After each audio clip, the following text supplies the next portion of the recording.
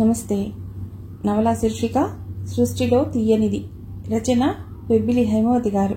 చదువుతున్నది రాధిక. ఇక కథలో కడితే, ఇల్లంతా పచ్చని తోరణాలతో కళకళలాడుతోంది. మరో 15 రోజుల్లో కానున్న చిన్న కూతురి పెళ్లి కోసం ఇప్పటి నుండే హడావుడి పడిపోతోంది ఇందిరమ్మ.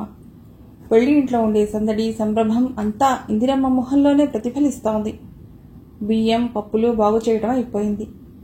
ఇంటికి సున్నాలు కొట్టడం, గడపలకు రంగులు పూసి బొట్లు పెట్టడం కూడా పూర్తయింది. ఇక వడియాలు అప్పడాల పనే ఉంది. చెల్లెలి పెళ్లి కోసం కమల ముందుగానే వచ్చి ఉండటంతో అక్కా చెల్లెళ్ళిద్దరూ కలిసి ఇల్లంతా రంగవల్లులతో తీర్చిదిద్దారు. పనులన్నీ పూర్తయినట్లు కనిపిస్తున్నా విశ్వనాథం, ఇందిరమ్మలు దేనికో ఓ దానికి బజారు చుట్టూ తిరుగుతూనే ఉన్నారు. అసలు చిన్న కూతురు ఆలోచన విధానం, మంకు పట్టుదల చూశాక మాలతికి ఈ జన్మలో పెళ్లి కాదేమోనని బెంగపెట్టుకున్నారు ఇంతకాలం. అలాని చిన్న కూతురి వాదనలో గల వాస్తవాన్ని, వివేచనను కాదనలేకపోయేవారు. తాహతుకు మించిన పరుగులు పెట్టి చితికిలు పట్టం అనేది మాలతికి నచ్చని విషయం. అలాగే తాను చదువుకుని సంపాదిస్తూ కూడా వరకట్నం ఎందుకు ఇవ్వాలనేది ఆమె వాదన. ఆచారం సాంప్రదాయం అని తల్లిదండ్రులంటే ఇవన్నీ మనం కల్పించుకున్నవే కదా అని కొట్టిపారేస్తుంది. తన అక్క పెళ్లిలా తన పెళ్లి తల్లిదండ్రుల ఆర్థిక పరిస్థితి మీద ఎటువంటి భారం మోపరాదనే నిశ్చయంతో ఇంతకాలం పెళ్లి వాయిదా వేస్తూ వచ్చింది. అయితే అనుకోని విధంగా చిరంజీవితో మాలతి వివాహం నిశ్చయం కావటంతో, అది కూడా మాలతి ఆలోచనలకు అనుకూలంగా ఉండటంతో అందరి మనస్సులు ఆనందంతో నిండిపోయాయి. కట్టకానుకలు లేకపోయినా పెళ్లైనా ఘనంగా చేయాలనే తల్లిదండ్రుల ఆలోచనకు మొదట్లోనే బ్రేక్ వేసింది మాలతి. ఎందుకమ్మా లేనిపోని ఆడంబరాలకు పోవటం? మన తాహత్తుకు మించి ఖర్చు పెడితే ఈరోజు ఆహా ఓహో అనేవాళ్లే రేపు మనం ఇబ్బందుల్లో కూరుకుపోతే హేళనగా నవ్వుతారే తప్ప ఒక్క రూపాయి కూడా సహాయం చేయరు. కమలక్క ఆడపడుచు పెళ్లి వాళ్ళ మామగారు ఉన్నంతలో ఎంత క్లుప్తంగా చేశారో తెలుసా? నా పెళ్లి కూడా అలాగే సింపుల్గా చేయండి అమ్మా. మన ఇంటి ముందర ఇంత ఖాళీ స్థలం ఉంది కదా, వేరే కళ్యాణ మంటపాలు ఎందుకు? బుక్ చేసి డబ్బు తగలేయటం, క్యాటరింగ్ పేరుతో డబ్బు వేస్ట్ చేసే కంటే శుభ్రంగా వంట వాళ్ళని పెట్టి వడ్డించండి. ఆడంబరాలకు పోకుండా ఉన్నంతలో చెయ్యండి. అలా మాలతి తల్లిదండ్రుల నోటికి చేతికి తాళం వేసింది. ఏమిటే నీదంతా మెట్ట వేదాంతం. ప్రతి దానికి కాలికి చేతికి ఇలా అడ్డు తగులుతూ ఉంటే ఇక మా పని అయినట్లే. పెద్దవాళ్లం, మా బాధలేవో మేము పడతాం, నీకెందుకు అంది ఇందిరమ్మ మందలింపుగా. వద్దమ్మా, నన్ను చిన్నదాన్ని చేసి నా నోరు కట్టేయకండి. మీరు ఖర్చు చేసే ప్రతి రూపాయి నాన్నగారు చెమటోడ్చి సంపాదించిందే. అది చాలక మీరు అప్పుల పాలైతే నేను అక్కడ అత్తవారింట్లో స్థిమితంగా ఉండలేనమ్మా. ప్లీజ్ నన్ను అర్థం చేసుకోండి అంది మాలతి అర్థింపుగా. ఈ కాలం ఆడపిల్లల్లా కలల్లో తేలిపోకుండా జీవితం పట్ల స్థిరమైన అవగాహనతో చెప్పే మాలతి మాటను కాదనలేకపోయారు విశ్వనాథం దంపతులు.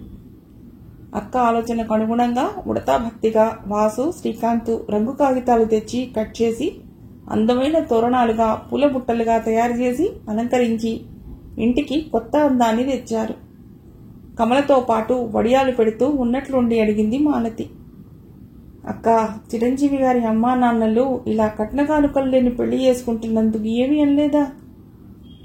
ఏమిటే బాబు నువ్వు, పెళ్లి 10 రోజుల్లో పెట్టుకుని నీ ధర్మ సందేహాలు నువ్వును ఎవరైనా వింటే నవ్వుతారు అంది కమల పరిహాసంగా. అది కాదక్క, వారింట్లోకి కొత్తగా అడుగు పెడుతున్న నాకు ఎలా స్వాగతిస్తారోనని బెంగగా ఉంది. వెళ్ళడంతోనే ఎటువంటి పరిస్థితిని ఎదుర్కోవలసి వస్తుందోనని ఆలోచిస్తున్నాను అంతే అంది మాలతి. బాగుందే, ఇంత భయపడేదానివి మరి ఈ కట్నాలు లేని పెళ్లి ఎందుకు చేసుకుంటున్నావు అంటూ దిగులుగా తన వంకే చూస్తున్న మాలతి భుజం తట్టి, మొద్దు భయపడకే, చిరంజీవి తల్లిదండ్రులు చాలా మంచివాళ్లు. నలుగురితో నారాయణ అనే పద్ధతే గాని వాళ్ళకి పెద్దగా కట్న కానుకల మీద ఆశలేవు. పైగా కట్నం వద్దంటే ఏదో లోపం ఉందని అనుమానించే ప్రబుద్ధులను ఎంతమందిని చూడలేదు మనం. అయినా ఎవరేం తెచ్చుకున్నా వాళ్ళకే గాని మనకేమన్నా ఇస్తారా? ఆ మాత్రం దానికి అవసాన దశలో చూడవలసిన కోడలితో శత్రుత్వం ఎందుకని మా అత్తారి వంక వాళ్ళ ఆలోచనలు, వాళ్ళ మాట తీరు ప్రవర్తన మా ఆడపడుచు పెళ్లిలో చూసావు కదా నువ్వు. కనుక లేనిపోని అనుమానాలతో బెంగపెట్టుకోక హాయిగా ఉండు అంది కమల అభయం ఇస్తున్నట్లుగా. కమల మాటలు విన్న మాలతి తేలిగ్గా ఊపిరి తీసుకుంది. కొంతసేపు అయ్యాక చిరంజీవి గారి అభిరుచులు అలవాట్ల గురించి కాస్త చెప్పవే అక్క అంది మాలతి అక్కగారి వంక ఆసక్తిగా చూస్తూ. ఏమీ తెలుసుకోకుండానే అమ్మా నాన్నల ప్రమేయం లేకుండా సంబంధం కుదుర్చుకున్నారు గదే మీ ఇద్దరూ కలిసి. కొత్తగా తెలుసుకునేందుకేముంది? అభిరుచుల సంగతి తర్వాత, ముందు పని గాని అవతల ఎండ మండిపోతోంది అంది కమల పరిహాసంగా చెల్లెలి వంగ చూస్తూ. అబ్బా మురిపించుకోక చెప్పవే బాబు, ఆయన తరచూ మీ ఇంటికి వస్తూ ఉంటారట కదా అంది నవ్వేస్తూ మాలతి. ఆహా అప్పుడే చిరంజీవి ఆయన అయిపోయాడుటే నీకు అంది కమల అల్లరిగా. ఛా పోవే, నేను అడగటం నాదే బుద్ధి తక్కువ అంటూ విసురుగా వడియాలు పెట్టసాగింది మాలతి. తెలిసింది కదా ఇక అడక్కు, అయినా తినబోతూ రుచులు అడిగినట్లు ఎందుకే నీకంతారా అంటూ బుంగమూతి పెట్టిన మాలతి బుగ్గ మీద చిన్న దెబ్బ వేసింది కమల. వారిద్దరి దగ్గరికి వాసు పరిగెత్తుకుంటూ వచ్చి, అక్క అక్క ఇది విన్నావా? మన స్వాతక్క నాన్నగారు ఓ గంట క్రితం గుండెపోటుతో చనిపోయారట. అక్కడంతా గోలగాలుగా ఉందక్క అంటూ వచ్చి చెప్పాడు. పిండి గిన్నె కడిగి లోపలికి తీసుకువెళుతున్న కమల తమ్ముడి మాట విని చేతిలో గిన్నె అక్కడే వదిలేసి, ఏమిట్రా నువ్వు సరిగ్గా చూసావా అని అడిగింది ఆతృతగా. చూశానక్క, చనిపోయింది రంగారావు గారే అన్నాడు వాసు పరిగెత్తి రావటం వల్ల ఇంకా ఆయాసపడుతూనే. మాలతి అయితే ఒక్క క్షణం షాక్ తిన్నట్లుగా అయిపోయింది తమ్ముడు మాట విని. చెల్లెలి వాలకం చూసిన కమల కాబరా పడుతూ మాలతి మాలతి అంటూ భుజాలు పట్టుకుని కుదిపింది. కమల వైపు నిస్తేజంగా చూస్తూ, నాకేం కాలేదక్కా, పాపం అక్కడ స్వాతి ఎలాగుందో. నిన్న సాయంత్రమే కదా మనం అంకుల్ని చూసింది, అప్పుడు బాగానే ఉన్నారు కదక్కా, ఇంతలోనే ఇలా ఎలా జరిగింది అంటూ చెప్పులు దొడుక్కుంది స్వాతి దగ్గరకు వెళ్లేందుకు. ఉండవే మాలతి, నేను కూడా వస్తాను. ఈ మాట విన్న దగ్గర నుండి నాకు కాళ్ళు చేతులు ఆడటం లేదు అంటూ కమల కూడా చెల్లెలి వెంట బయలుదేరింది. ఈ వేళప్పుడు ఎక్కడికి బయలుదేరారే అంటూ వెనక నుండి ఇందిరమ్మ అడిగేది కూడా వినిపించుకోకుండా ఇద్దరూ పరుగులాంటి నడకతో బయలుదేరారు. అక్కడికి దగ్గరలోనే ఉన్న స్వాతి ఇంటికి. వాసు తల్లితో అంటున్న మాటలు లీలగా వినిపిస్తుండగా సంతు మలుపు తిరిగారక్క చెల్లెళ్ళిద్దరూ కలిసి. ఈ విషయం విన్న ఇందిరమ్మ, అయ్యో పాపం అంది జాలిగా. మాలతిని చూడటంతోనే స్వాతి, చూసావా మాలతి, నాన్నగారు మాకెంత అన్యాయం చేసిపోయారు అంటూ స్నేహితురాలు నల్లుకుపోయింది గుండెలు పగిలేలా ఏడుస్తూ. ఇలా అయిపోయిందేమిటే స్వాతి అంది మాలతి కళ్లల్లో కన్నీరు చిప్పిల్లుతుంటే. జానకమ్మ అయితే భర్త హఠాత్తుగా కన్నుమూయడాన్ని ఇంకా జీర్ణించుకోలేకపోతున్నది. కూతురు పెళ్లికి కావలసిన సరంజామా తెచ్చేందుకు గంట క్రితం బజార్కు బయలుదేరిన భర్త శాశ్వతంగానే తమ నుండి సెలవు తీసుకుంటాడని కలలో కూడా ఊహించలేదు. కన్నీరు మున్నీరుగా విలిపిస్తూ రంగారావు పాదాల దగ్గరే కుప్పకూలిపోయింది. ఈ దుఃఖం ఉధృతి కొంచెం తగ్గాక, ఇలా జరిగిందే స్వాతి ఇది అని అడిగింది మాలతి. నాన్నగారు సామాన్లు తెచ్చేందుకు మార్కెట్కు బయలుదేరారు. ఇంతలో రిజిస్టర్ పోస్ట్ రావడంతో సంతకం పెట్టి లెటర్ తీసుకున్నాను. అది చదివి మాట పలుకు లేకుండా ఇదిగో ఇలా కుప్పకూలిపోయారు ఇక్కడే. ఆ దిక్కుమాలిన ఉత్తరం మా జీవితాలను ఇలా తారుమారు చేసేసింది అంది స్వాతి వెక్కిళ్లు పెడుతూ. అయ్యో స్వాతి, ఏముంది అందులో అంది కమల బాధగా చూస్తూ. నాన్నగారి సంగతి మనందరికీ తెలిసిందే కదా అక్క, అడిగిన వాడికి లేదనకుండా సాయం చేస్తారు. అలాగే తెలిసిన వారిని ఎవరికో షూరిటీ సంతకం పెట్టారట. అతడు తీర్చవలసిన 2 లక్షల రూపాయలకు నాన్నగారే జవాబుదారీ గనుక డబ్బు కట్టమని అతడికి అప్పు ఇచ్చిన ఫైనాన్స్ కంపెనీ వాళ్లు నాన్నగారికి నోటీసులు పంపించారు. డబ్బు కట్టకపోతే చట్టబద్ధమైన చర్యలు తీసుకుంటామనే బెదిరింపుతో. నాన్నగారు ఇప్పటికిప్పుడు అంత డబ్బు ఎలా తేగలరు? ఆ షాక్తో నాన్నగారు ఇలా చెబుతున్న స్వాతి గొంతు దుఃఖంతో పూడుకుపోయింది. స్వాతి ఏడవటం చూసి చిన్నవాడైన రవి, అక్క నాన్నగారు ఇంక మనకు లేరా, ఇది నిజం కాదని చెప్పక్క అంటూ స్వాతిని పట్టుకుని బిగ్గరగా ఏడ్చాడు. తన బిడ్డలిద్దరినీ ఆ స్థితిలో చూసిన జానకమ్మ, ఎంత అన్యాయం చేశారండి మాకు, ఏ పాపం చేశామని మాకింత శిక్ష వేశారు మీరు అంటూ తల బాదుకుని ఏడ్చింది. వెన్నెల తప్ప చీకటి ఎరగని వారి జీవితాల్లో మొదటిసారిగా చీకటి ప్రవేశించింది. అప్పటి వరకు ఆనంద నిలయంగా ఉన్న ఆ ఇల్లు విషాద నిలయంగా మారిపోయింది. పెళ్లి బాజాలతో కళకళలాడవలసిన ఆ ఇల్లు చావు మేళాలతో ఏడ్పులతో మార్మోగిపోయింది. స్వాతి పెళ్లి ఆహ్వానాలు అందుకుని చావు విందుకు వచ్చారంతా. రంగారావు గారు చనిపోయి ఆ వేళటికి 12 రోజులైంది. దినకర్మలన్నీ పూర్తయ్యాక ఎవరింటికి వాళ్ళు పయనమయ్యారు. స్వాతి చేసుకోపోయే సూర్య కుటుంబం తప్ప. స్వాతి మాలతీల పెళ్లిళ్లకు ఒక్కరోజు తేడాలో ముహూర్తాలు కుదిరాయి. మొదటి రోజు స్వాతిది, మర్నాడు మాలతీది. రంగారావు గారు ఇలా అర్థాంతరంగా పోవడంతో మరో 2 రోజుల్లో జరగవలసిన స్వాతి పెళ్లి ఆగిపోయింది. తమ ఇంట్లో జరుగుతున్న పెళ్లి పనులను పక్కన పెట్టి స్వాతి దగ్గరే ఉండిపోయింది మాలతి, అనుక్షణం తన స్నేహితురాల్ని కంటికి రెప్పలా చూసుకుంటూ. జానకమ్మ పరిస్థితి పసిపిల్ల కంటే అధ్వానంగా మారిపోయింది. తిండి తిప్పలు పూర్తిగా మానేసింది. సూర్య బలవంతాన చిన్నపిల్లకు తినిపించినట్లు తినిపిస్తే 2 ముద్దలు తింటుందంతే. పెళ్లి 4 రోజుల్లో పెట్టుకుని ఇంకా మాలతి అలా చావింట్లోనే ఉండిపోవటం ఇందిరమ్మకు ఇంత మాత్రం నచ్చలేదు. అలా అని చిన్ననాటి నుండి ప్రాణంలా పెరిగిన ఆ పిల్లల మనసు నొప్పించి దూరం చేయలేక మదనపడసాగింది. తల్లి పోరుపడలేక ఆ రోజు జానకమ్మను పలకరించడానికి వచ్చిన తల్లి వెంట బయలుదేరింది మాలతి ఇష్టంగా. తడిపిన బట్టలు ఆరవేసేందుకు పెరటి వైపు వెళ్లిన స్వాతి తన కాబోయే అత్తమామలైన అమ్మమ్మ తాతయ్య మాటలు అనుకోకుండా విన్నది. నువ్వెన్నైనా చెప్పు శాంత, మునుపటి విషయం వేరు, ఇప్పుడు వేరు. ఏదో అయిన సంబంధమని స్వాతిని మన సూర్యానికి చేసుకోవాలని అనుకున్నాం. కానీ ఇప్పుడు స్వాతిని చేసుకుంటే స్వాతితో పాటు జానకి, రవిల బాధ్యతలు మన నెత్తిన పడతాయి. కొడుకు పెళ్లి చేసి కృష్ణారామ అని నిశ్చింతగా ఉండవలసిన ఈ వయసులో తిరిగి ఈ బరువు బాధ్యతలు మన నెత్తిన వేసుకోవాలి, లేదా ఇప్పుడిప్పుడే జీవితంలో అడుగుడుతున్న సూర్య నెత్తినైనా పెట్టాలి. అది నాకు ఇష్టం లేదు అన్నాడు రాజయ్య. గతంలో నేను ఎప్పుడైనా స్వాతిని మన సూర్యానికి చేసుకుందామని చెప్పానా? అసలు నిక్షేపం లాంటి మా అన్నయ్య కూతురు నీలవేణిని చేసుకుందామని చెవి నీళ్లు కట్టుకుని పోరాను. మీ తండ్రి కొడుకులిద్దరూ నా మాట విన్నారు కాదా అన్నాడు. ఇప్పుడు వీళ్ళ ఆపదలో ఉండగా ఇలా అర్థాంతరంగా వదిలేస్తే నలుగురు మన మొహాన ఉమ్మేస్తారు తెలుసా. ఇంతకాలం నా అన్న మనవరాలు అంటూ ఎగబడ్డారు కదా, అనుభవించండి అంది శాంత దెప్పి పొడుస్తున్నట్లుగా. అది కాదు నాన్న, జానకక్క మనకు పరాయిదా, బరువు అనుకునేందుకు. స్వయానా మీ అన్నగారి కూతురే కదా.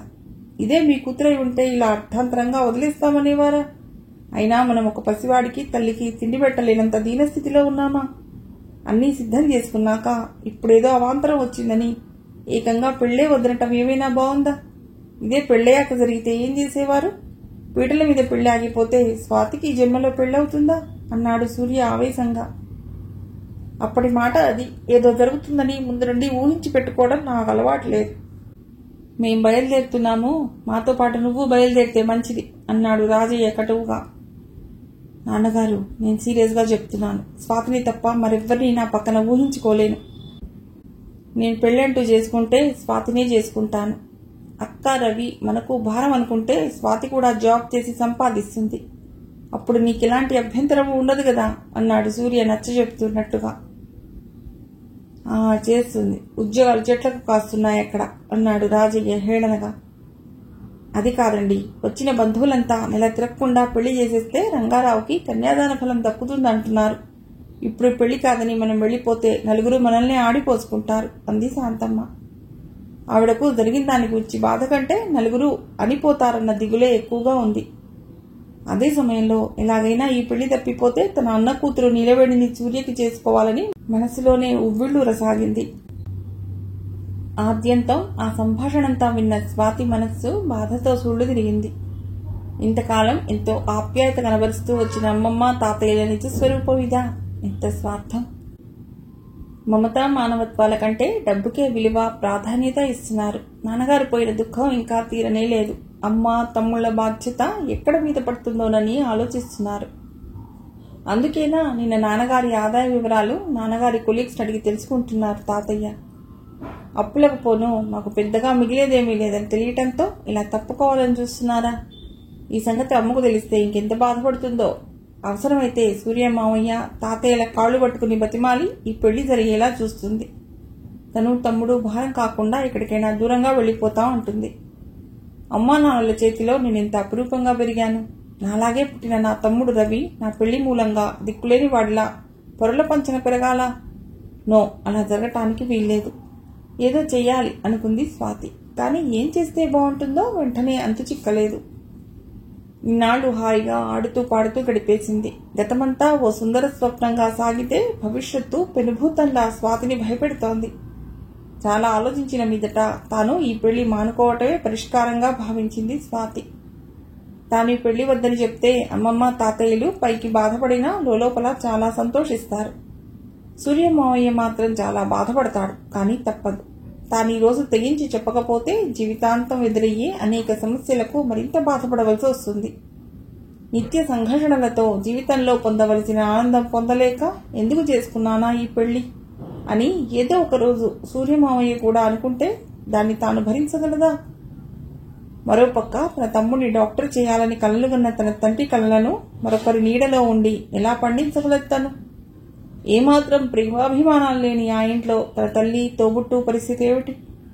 వద్దు, నా తల్లికి తమ్ముడికి అలాంటి దుస్థితి ఎన్నటికీ రానియను అనుకుంది స్వాతి దృఢంగా.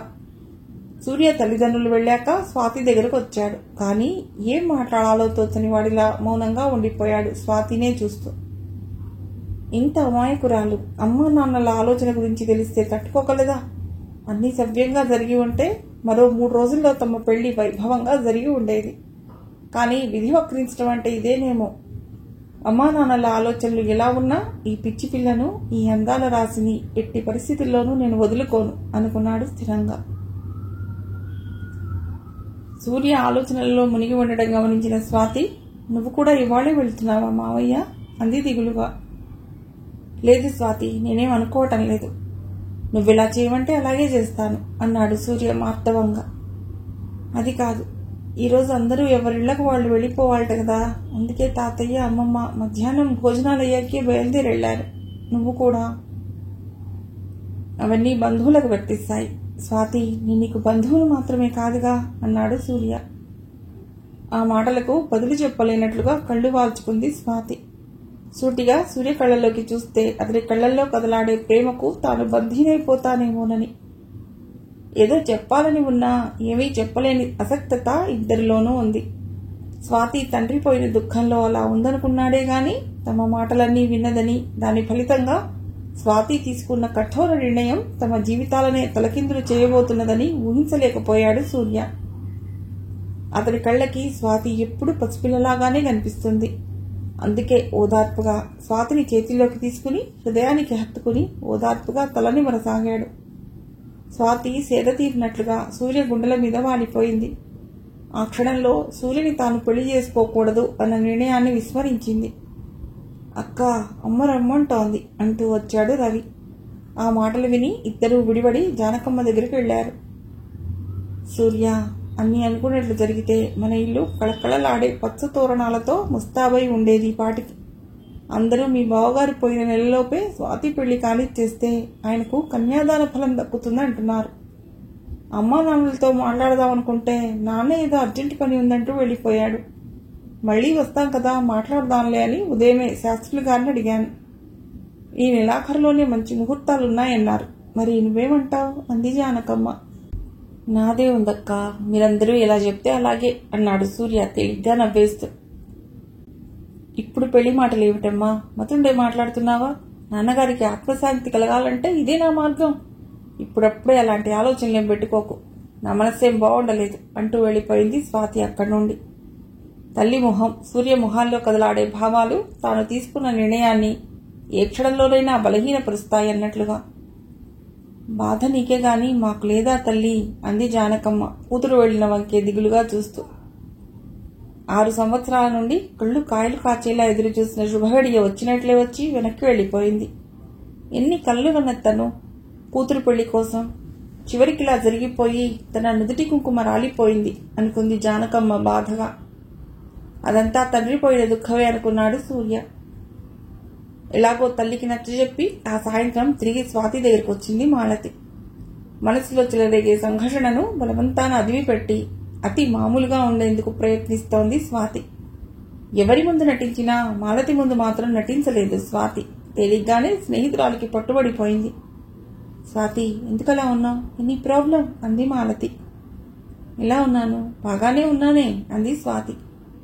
అబద్ధాలాడినా అతికినట్లుండాలి. వాడిన మొహం, ఎర్రబడిన కళ్ళు. నిజం చెప్పు, నేను వెళ్లే దగ్గర నుండి ఏడుస్తూనే ఉన్నావు కదూ? మా అమ్మకు అస్సలు బుద్ధి లేదు. ఇంత చెప్పినా వినకుండా లాక్కుపోయింది నన్ను. ఇప్పుడు చూడు నువ్వెలా ఏడుస్తూ కూర్చున్నావో. నేను వెళ్ళనంటే బలవంతాన అమ్మ వెంట పంపావు అంది మాలతి నిష్ఠూరంగా. పంపక నా దగ్గరే అట్టు పెట్టుకోనా? ఈ రోజు కాకపోతే వారం తర్వాత అయినా మన ఇద్దరికీ ఈ ఎడబాటు తప్పదు కదా అంది స్వాతి. అలా అని కలగంటూ ఉండు అంది మాలతి విసురుగా. అదేమిటే, నీకేమైనా పిచ్చా అంది స్వాతి. నాకేం పిచ్చి లేదు, గిచ్చి లేదు. నువ్వు ఇంత బాధలో ఉంటే నేను పెళ్లి చేసుకుని వెళ్ళిపోవాలా? ప్రస్తుతానికి పెళ్లి లేదు, గిళ్ళి లేదు. నీ పెళ్లితో పాటే నాది జరుగుతుంది. సంగతి ఇప్పుడే ఇంట్లో చెప్పొచ్చాను అంది మాలతి. అదేమిటే మాలతి, అన్ని ఏర్పాట్లు చేసుకున్నాక నువ్వు ఇలా పెళ్లి మానేస్తే అమ్మా నాన్న ఎంత బాధపడతారో ఆలోచించావా? ఈ చేసినవన్నీ వదిలేసి మళ్ళీ మీ ఇంట్లో మరోసారి పెళ్లి ప్రయత్నాలు చేయటం అంటే ఎంత ఖర్చుతో కూడుకున్నదో తెలీదా? నీకు ఈ పెళ్లి ఆపేస్తే అవతల మగపెళ్లి వారి వద్ద మీ అమ్మా నాన్న తలెత్తుకోగలరా? అసలే కట్నం లేకుండా చేసుకుంటున్నారు. ఇప్పుడు ఇలా పెళ్లిపీటల మీద పెళ్లి ఆపు చేస్తే చిరంజీవి గారిని వాళ్ళ ఇంట్లో వాళ్ళు బతకనిస్తారా అంది స్వాతి బాధగా చూస్తూ. అయ్యిందా నీ ఉపన్యాసం? అమ్మా నాన్నలకు జరిగే నష్టానికి నేను కష్టపడి సంపాదించి పూడుస్తాను. ఇంకా చాలదంటే కొంతకాలం ఒక పూట భోజనం మాని ఆ నష్టాన్ని పూడుస్తాను. చిరంజీవి గారంటావా? నిజంగా నేను కావాలనుకుంటే మరి కొన్ని రోజులు నా కోసం ఆగలేరంటావా? అయినా స్వాతి, నాకు జీవితంలో అన్నిటికంటే అందరికంటే నువ్వు నీ స్నేహం ముఖ్యం. నాకు పిచ్చ అనుకో, ఇంకేదన్నా అనుకో, నా కోసం 1 కాదు 2 కాదు 6 సంవత్సరాలు పెళ్లి వాయిదా వేస్తూ వచ్చావు. ఈ కొద్ది రోజులు నేను నీకోసం ఆగలేనా? ఈ పెళ్లి ఇప్పుడే జరగాలని ఆ చిరంజీవి గారు పట్టుబడితే అతడు నాకు వద్దే వద్దు అంది మాలతి తిరుగులేనట్లుగా. అది కాదే, నువ్వు అనుకున్నట్లు నా పెళ్లి ఇప్పుడప్పుడే జరగదనుకో, అప్పుడేం చేస్తావు అంది స్వాతి. అయినప్పుడే అవుతుంది. ఇప్పుడు పెళ్లి కావాలని ఎవడేడ్చాడే బాబు అంది మాలతి చిరాగ్గా చూస్తూ.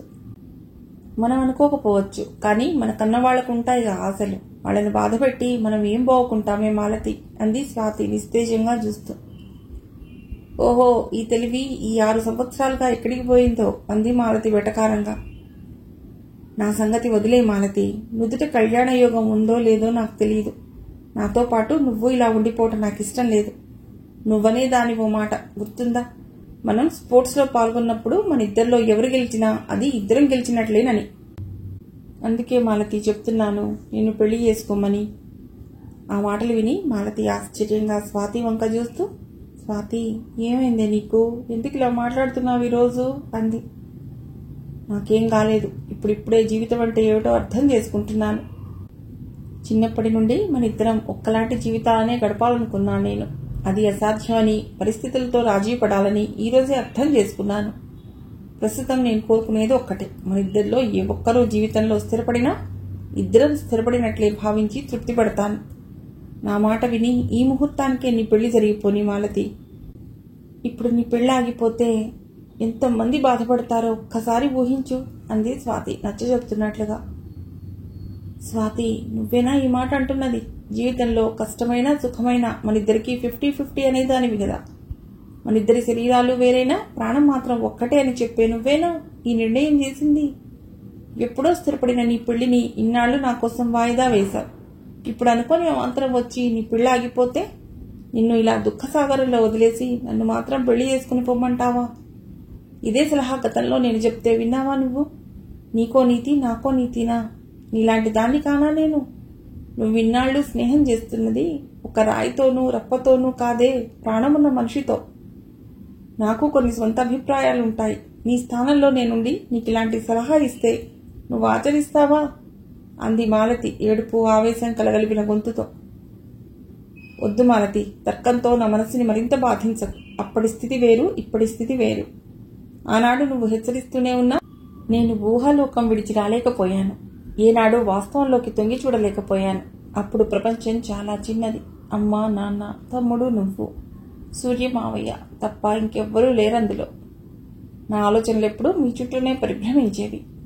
నాకే ఆనందం దొరికినా అది మీతో పంచుకోవాలి. మీకెవరికి ఏ కష్టం వచ్చినా అది నాదేనన్నట్లుగా ఉండేది నాకు. నేనొక మంచి పుస్తకం చదివితే అది నువ్వు చదవాలి, నీతో పంచుకోవాలి. నీకు గాని నాకు గాని ఆనందం కలిగినా విచారం కలిగినా అది కలిసి పంచుకోవాలి. అదే జీవితం అనుకున్నాను ఇన్నాళ్లు. ఇప్పుడు వాస్తవంలోకి అడుగుపెట్టాక జీవితం అంటే ఏమిటో, మనుషుల మనస్తత్వాలు ఏమిటో, ఎలా ఉంటాయో అర్థమైంది. అందుకే చెప్తున్నాను, ఇప్పుడు ఇదివరలా మనం ఒకరి జీవితాల్లో మరొకరు లంకె పెట్టుకుని మన చుట్టూ ఉన్న వాళ్ళను బాధలకు గురి చేయవద్దు, ప్రేమించే వాళ్ళని దూరం చేసుకోవద్దు అంది స్వాతి కళ్ళు తుడుచుకుంటూ. అంతవరకు స్వాతినే పరిశీలనగా చూస్తుండిపోయిన మాలతి సూటిగా స్నేహితురాలి వైపు చూస్తూ, స్వాతి, నేనొక మాట చెప్పనా అంది.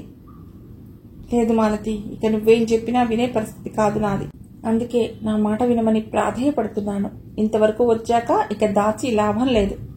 అసలు ఈ విషయం నీతో చెప్పకూడదనే అనుకున్నాను, కానీ నీ పెళ్లి సజావుగా సాగాలన్న ఉద్దేశంతో ఆగలేక చెప్తున్నాను. మా పెళ్లి ఇప్పుడే కాదు, ఎప్పటికీ జరగదు. ఈ పెళ్లి మా తాతయ్యకి ఇష్టం లేదు అంది స్వాతి చూపులు ఎక్కడో నిలిపి. ఆ మాటలు వినటంతోనే పక్కలో బాంబు పడినట్లు అదిరిపడింది మాలతి. అదేమిటే, ఈ సంగతి సూర్యమోహయ్యకి తెలుసా అంది ఆతృతగా. వాళ్ళకి ఇష్టం లేకపోవటానికి కారణం విని మిగతా సంగతి అడుగు. ఈ పెళ్లి జరిగితే నాతో పాటు అమ్మ తమ్ముడి భారం వాళ్ళ మీద పడుతుందిట. అందుకే తాతయ్యకి అమ్మమ్మకి ఈ పెళ్లి ఇష్టం లేదు అంది స్వాతి నిర్లిప్తంగా. అదేమిటి, సొంత తల్లిదండ్రులకే బరువైపోతారా మీ అమ్మగారు? అయినా నువ్వు చదువుకున్న దానివేగా, ఏదో ఉద్యోగం చేసి వాళ్ళని పోషించుకోలేవా అంది మాలతి బాధగా. ఆ మాటే మావయ్య అన్నాడు, కానీ తాతయ్య ఒప్పుకోలేదు. ఉద్యోగాలు చెట్లకు కాస్తాయా అని హేళన చేశాడు. అయినా నా పోస్ట్ గ్రాడ్యుయేషన్ ఇంకా పూర్తి కాలేదు. ఉత్త డిగ్రీ క్వాలిఫికేషన్కి ఇంత త్వరగా ఉద్యోగం ఎలా వస్తుంది? అంతేకాదు, నువ్వు అనుకుంటున్నట్లు వాళ్ళు మా సొంత అమ్మమ్మ తాతయ్య కారు. వాళ్ళు నా చిన్నతనంలోనే మేమీ ఊరు రాకముందే చనిపోయారు అనారోగ్యంతో. ఆయన మా తాతగారి తమ్ముడు. కానీ అమ్మ మాత్రం వాళ్ళని ఎప్పుడూ పిన్ని చిన్నాన్న అని పిలవదు, అమ్మా నాన్న అనే అంటుంది. అందుకే ఈ విషయం మీకెవరికీ తెలియదు. మా నాన్నగారు పెద్ద పొజిషన్లో ఉన్నారు గనుక బాగా కూడబెట్టి ఉంటారనే ఆశతో వాళ్ళు ఈ పెళ్లికి ఒప్పుకున్నారు. ఈ 10 రోజులుగా ఇక్కడ ఉండి మా ఆర్థిక పరిస్థితి అంతా తెలుసుకున్నారు. నాన్నగారి బంధుప్రీతి, ఉదార స్వభావం ఆయన ధర్మాత్ముడనే మంచి పేరు తెచ్చిపెట్టాయి తప్ప ఆస్తులేం కూడబెట్టలేకపోయాయి. చివరికి ఆ మంచితనమే ఆయన ప్రాణాలను బలిగొంది. ఏది ఏమైనా నాన్నగారు మధ్యలో వదిలేసిన బాధ్యతను నేను తీసుకోవాలనుకుంటున్నాను. ఇక మీదట నా ఆశ ఆలోచన ఒక్కటే, తమ్ముడిని ప్రయోజకుడిని చేయటం. అంతే. మంచికో చెడుకో నాన్నగారుండగా నా పెళ్లి వాయిదా వేస్తూ వచ్చాను. ఆయనకి చాలా బాధ కలిగించి ఉంటాను. కానీ ఈరోజు నేను చేస్తున్న పనిని ఆ లోకం నుండి చూసి ఆశీర్వదిస్తారనే నా నమ్మకం. అలా అని నేను పెళ్లి చేసుకోనని భ్రమపడకు. నా ఆలోచనలను అర్థం చేసుకుని సహకరించేవాడు తటస్థపడితే తప్పక నిండు మనసుతో నా జీవితంలోకి ఆహ్వానిస్తాను. మావయ్య లాంటి మంచి వ్యక్తిని కోల్పోతున్న మాట నిజమే అయినా ఇది తన జీవితం ప్రశాంతంగా సాగాలనే కోరికతోనే ఈ నిర్ణయం తీసుకున్నాను. ఇప్పుడు చెప్పు, నా నిర్ణయం తప్పంటావా? ఇదంతా విన్నాక కూడా నువ్వు పెళ్లి మానుకుని నన్ను బాధ పెడతానంటావా? చెప్పవే మాలతి అంది స్వాతి జాలిగా చూస్తూ. అంతవరకు రెప్పవేయటం మర్చిన దానిలా స్వాతి వైపే చూస్తూ ఆ మాటలన్నీ విన్న మాలతి లోకం తెలియని పసిపాపలా ఉండే స్వాతిలో ఇంత ఉందా? పరిణతి తాగిన తన కళ్ల ముందే అందనంత ఎత్తుకు ఎదిగిన తన నేస్తం ముందు మరోమారు తల వంచింది మాలతి. ఆవేశం, వివేకం ముందు తలవంచడం అంటే ఇదే. ఇలా తనని ఒప్పించిన ప్రతిసారి ఈ స్వాతి ఉత్త మొండితనం.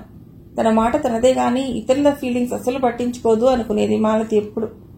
కానీ ఈసారి మాలతి అలా అనుకోలేకపోయింది. స్వాతి నిర్ణయాన్ని మనస్ఫూర్తిగా ఆమోదించింది, ఓ పక్క బాధపడుతూనే. ప్రస్తుతం పెళ్లి చేసుకోనని ఖరాఖండిగా చెప్పి వెళ్లిన మాలతి ఇంటికి వచ్చాక సైలెంట్ అయిపోవడం చూసి ఆశ్చర్యపోయింది. ఇందిరమ్మ ఇంకా అనుమానం తీరక కమలని పిలిచి, ఓసారి చెల్లాయితో మాట్లాడి చూడమ్మా, దాని ధోరణి నాకే వంతుపట్టడం లేదు. నిజంగా అది పెళ్లి చేసుకుంటుందో లేదో తేల్చుకో అంది బాధగా చూస్తూ. ఆ మాటే అడిగిన కమలతో, నిజంగానే చెప్తున్నానక్క, ఇందాక ఏదో కోపంలో అన్నానంతే. పెళ్లి ఆగిపోయిందని ఎవరికీ ఏ కబురు పంపనక్కర్లేదు. నేను ఈ పెళ్లి చేసుకుంటాను అంది మాలతి కమల భుజాల మీద తలవాల్చి. అది కాదే స్వాతి అంటున్న కమలను వారించింది మాలతి. వద్దక్క, ఇంకా విషయం ఎత్తకు. స్వాతికి ఇష్టం లేని పని నేను ఎప్పుడైనా చేశానా? ఇది అంతే. మీరింక మనసులో ఎలాంటి ఆలోచన పెట్టుకోకండి అంది హామీ ఇస్తున్నట్లుగా. నూతన దంపతులను నిండు మనసుతో అభినందించింది స్వాతి. కళ్లల్లో కన్నీటితో, పెదవులపై చిరుదరహాసంతో స్నేహితురాల్ని ఆలింగనం చేసుకుంది మాలతి. ఒకనాటి స్వాతి కళ తమ 2 పెళ్లిళ్లు ఒకేసారి జరగాలనేది. కానీ అన్నీ మనం అనుకున్నట్లు జరిగితే లేనిదేముంది? ఇలా తాను ముందుగా పెళ్లి చేసుకుని స్వాతి కళను చెరిపివేసిందా? లేక స్వాతి కోరిక మేరకే పెళ్లి చేసుకుని స్నేహితురాల్ని ఆనందపరిచిందా? అర్థం కాలేదు మాలతికి. అర్థం చేసుకున్న దానిలా స్నేహితురాలు చేయి నొక్కింది స్వాతి ప్రేమగా. వేడుకలన్నీ ముగిసి మాలతి అత్తవారింటికి బయలుదేరింది. అందరితో వెడుతున్నానని చెప్పిన మాలతి స్వాతి ముందుకొచ్చి మూగదానిలా నిలబడిపోయింది. ఆ క్షణంలో ఇద్దరి మనసుల్లోనూ మెదిలింది ఒక్కటే. నెల రోజుల క్రితం పెళ్లి ముహూర్తాలు పెట్టాక ఎన్నో ఊహించుకున్నారు తామిద్దరు. ఈరోజు ఎలా ఉంటారో ఊహించుకుని నవ్వుకున్నారు. ఒకరికొకరు వీడ్కోలు చెప్పుకునేందుకు కూడా కుదరదని బాధపడ్డారు. అయినా ఆ బాధ తీయగానే ఉంటుందిలే అని చమత్కరించుకుని నవ్వుకున్నారు. కానీ ఈరోజు స్వాతి ప్రేక్షకురాల్లా మిగిలిపోతే నేను మాత్రం పెళ్లి కూతురిగా ముస్తాబై పెళ్లిపీటల మీద కూర్చున్నాను అనే భావన మాలతిని ములులా బాధిస్తూనే ఉంది. చివరికి మౌనాన్ని ఛేదిస్తూ, ఈ హృదయం లేని పేద స్నేహితురాల్ని మర్చిపోతావా స్వాతి అంది మాలతి కన్నీళ్లతో. చా, అవే మాటలు మాలతి. మన శరీరాలు దూరమైన మనస్సులు ఒకచోటే ఉంటాయి. మన స్నేహానికి ఆ మంత్రశక్తి ఉందిలే. శుభవాణి మొదటిసారి అత్తవారింటి వెడుతూ ఈ కన్నీళ్లేమిటే పిచ్చిదాన్లా అంటూ మాలతి కళ్ళు తుడిచి తాను కంటతడి పెట్టింది స్వాతి. మాలతిని సాగనంపి భారమైన మనసుతో ఇంటికొచ్చిన స్వాతిని చూసి, పెళ్లి బాగా జరిగిందా స్వాతి అని అడిగాడు సూర్య. బాగానే జరిగింది మావయ్య. నిన్ను రమ్మంటే అమ్మకి తోడుంటానంటూ ఉండిపోయాం. నువ్వు రాలేదని మాలతి నన్ను నిష్ఠూరం ఆడింది అంది స్వాతి చిరునవ్వుతో. పిచ్చి పిల్ల, ఇంకా నమ్ముతున్నావా? అన్నీ సవ్యంగా జరిగితే నిన్ను ఇలాగే అత్తవారింటికి సాగనంపేదాన్ని కాదు. మీ నాన్నగారు ఆ పైన మాటలు పూర్తి చేయలేనట్లుగా కొంగుతో ముఖం కప్పుకుని కుమిలి ఏడ్చింది జానకమ్మ. అమ్మా అమ్మా, నువ్వు అలా అయిపోతే మేమెలా తట్టుకోగలమమ్మా? నాకు తమ్ముడికి మిగిలింది నువ్వే కదా అంది స్వాతి వేలగా తల్లి వంక చూస్తూ. ఎందుకక్క అంత బాధపడతావు? 4 రోజులు ఓపిక పడితే అంతా సవ్యంగా జరిగిపోతుంది అన్నాడు సూర్య. ఎప్పుడుగా జరిగేదానికి ఇప్పటి నుండే ఊహాగానాలు ఎందుకులేమయ్యా అంది స్వాతి తేలిగ్గా కొట్టి పారేస్తూ. ఊహాగానం ఏముంది స్వాతి? ఎప్పటి నుండో అనుకుంటున్నదే కదా. ఇవాళ కాకపోతే రేపైనా జరిగేదే కదా మన పెళ్లి అన్నాడు సూర్య ఆశ్చర్యంగా చూస్తూ. ఎప్పటి నుండో అనుకున్నంత మాత్రాన ఇప్పుడు జరగాలని ఎక్కడుందిలేమయ్యా అంటూ ఆ పైన మాట్లాడటం ఇష్టం లేని దానిలా వెళ్లిపోయింది స్వాతి అక్కడి నుండి. అక్కగారి ముందు సంభాషణ పొడిగించడం ఇష్టం లేని సూర్య అప్పటికి మౌనం వహించాడు. ఆ సాయంత్రం మొక్కలకి నీళ్లు పోస్తున్న స్వాతి వద్దకొచ్చాడు. తానెందుకు ఇలా మాట్లాడిందో తెలుసుకోవాలన్నట్లుగా. సూర్య రాకను గమనించినట్లే తన పని తాను చేసుకుపోసాగింది స్వాతి. స్వాతి, ఇందాక అమ్మ దగ్గర ఎందుకలా అన్నావు అన్నాడు సూటిగా చూస్తూ. అతడి చూపులు కలవలేని దానిలా మొహం పక్కకి తిప్పుకుంది స్వాతి. ఆ తర్వాత మెల్లిగా అంది, ఎలా అన్నాను? ఉన్నమాటే కదా. నాకు ఇప్పుడప్పుడే పెళ్లి చేసుకోవాలని లేదు. నా కోసం ఎన్నాళ్ళు ఆగుతావు? ఇప్పటికే నా మూలంగా చాలా కాలయాపన జరిగింది. ఇంకా ఎంతకాలం ఇలా? నువ్వు వెంటనే వేరే పెళ్లి చేసుకో మావయ్య అంది స్వాతి మాటలు కూడా తీసుకుంటున్నట్లుగా. కాలయాపన గురించి ఇప్పుడు తెలిసొచ్చిందా నీకు? అయినా నాకు లేని బాధ నీకెందుకు? పోనీ నాన్నపోయిన బాధ తీరే వరకు పెళ్లి వాయిదా వేద్దాం. ఈలోగా నీ ఎంఏ కూడా పూర్తయి డిగ్రీ చేతికొస్తుంది అన్నాడు సూర్య. సారీ మావయ్య, తమ్ముడికి ఒక దారి చూపే వరకు పెళ్లే వద్దనుకుంటున్నాను నేను. అందుకే అలా అన్నాను అంది స్వాతి. అయితే రవి బాధ్యత నీకే గాని నాకేం లేదనుకుంటున్నావా? అసలు నేను ఒక మాట అడుగుతాను, నిజం చెప్తావా అన్నాడు సూర్య తీక్షణంగా చూస్తూ. అదేమిటి మావయ్య, నేనెప్పుడైనా నీతో అబద్ధం చెప్పానా అంది స్వాతి. చెప్పలేదని ఇంతవరకు నమ్ముతూ వచ్చాను, కానీ ఈరోజు సందేహించక తప్పడం లేదు. అసలు నేనంటే మొదటి నుండి నీకు ఇష్టం లేదు కదూ, అందుకే కదా ఇలా పెళ్లి వాయిదా వేస్తూ వచ్చావు. అసలు నా గురించి ఏమనుకుంటున్నావు నువ్వు? నన్ను పిచ్చివాడి కింద జమ కట్టేశావు కదూ ఇన్నాళ్ళు అన్నాడు సూర్య ఆవేశంగా. మావయ్య, దెబ్బతిన్న పక్షిలా అర్థరాధం చేసింది స్వాతి. ఆ పిలుపు సూర్యలోని ఆవేశాన్ని మంచులా కరిగించేసింది. ఆర్తిగా స్వాతి దగ్గరకు వచ్చి ఆమె చేతిలో నీళ్లు తీసుకుని కింద పాడేశాడు. చేయి పట్టుకుని మెల్లిగా సిమెంట్ బెంచి దగ్గర తీసుకొచ్చి కూర్చోబెట్టాడు. మావయ్య, నువ్వు నమ్మినా నమ్మకపోయినా నువ్వంటే నాకెప్పుడూ ఇష్టమే. నిజంగా పెళ్లికి ఆ ఇష్టానికి అర్థమేటో, సంబంధం ఎందుకు ఉండాలో తెలియక మొదటిసారి పెళ్లి వద్దన్నాను. రెండవసారి నా స్నేహితురాలి కోసం పెళ్లి వాయిదా వేశాను. ఇప్పుడు చేసుకోవాలనుకుంటుంటే నాన్నగారు ఇలా హఠాత్తుగా పోవటంతో మన పెళ్లి వాయిదా పడింది.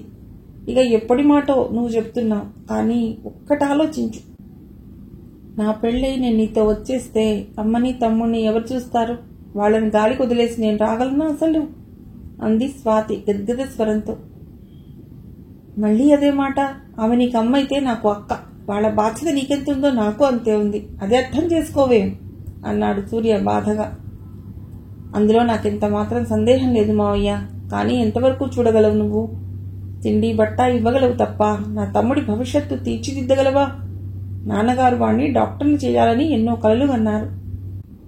ఆయన ఆశలు తీర్చగలవా? పోనీ తీర్చాలని నీకున్నా ఓ పక్క మన సంసారం మనకి తయారవుతుంది. మనకి పిల్లలు పుట్టుకొచ్చి బరువు బాధ్యతల మీద పడితే వీళ్ళు అదనపు భారంగా అనిపించరా నీకు? మరో పక్క నీ తల్లిదండ్రులను చూడాలి.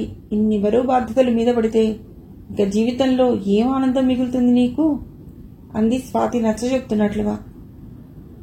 ఎప్పుడూ గలగల పారే సెలయేర్లా నవ్వులు చిందిస్తూ అమాయకంగా పరుగులు తీసే నా స్వాతినా ఇలా మాట్లాడుతున్నది అని విస్మయంగా స్వాతి వైపు చూస్తుండిపోయాడు సూర్య. బావగారి మరణం అక్కయ్యను కుంగదీస్తే పసిపాప లాంటి స్వాతి ఈడుకు మించిన ఆలోచనలు చేసేలా చేస్తోందా? ఈ 10 రోజుల్లోనే ఇంత ఎదిగిపోయిందా? చివరికి తన జీవితాన్ని పణంగా పెట్టాలనుకుంటోంది. దీన్ని అంగీకరించి అభినందించాలా?